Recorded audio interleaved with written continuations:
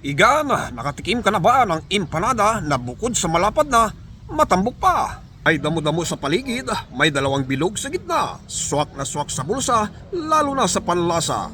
Sangkap ay di tinipid, kaya sulid na sulid. Sa norte ito ay bidang-bida at dinaryo pa ng mga turista. Dito lang yan matitikman sa RDC Special Ilocos Empanada sa Food Bazaar ng Tayug, Pangasinan. Hello ma'am, Kawawang Kuboy po. Ano pong binibinta po ninyo rito? Ilocos Empanadas Special po, sir. Bakit po siya tinawag na Ilocos Empanada? Kasi po, originated po to from Ilocos po at saka meron din po tayong vegan longganisa po. Ma'am, ano pong meron sa Ilocos Empanada? Bakit po siya maituturing na special?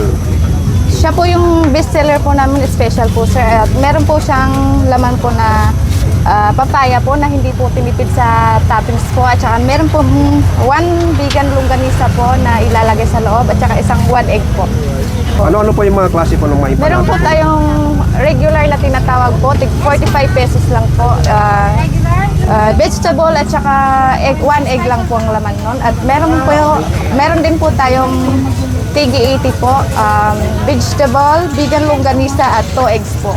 At saka yung pinaka best price po namin is 100 po. 2 longganisa, 2 egg at saka vegetable po. For only 100 po.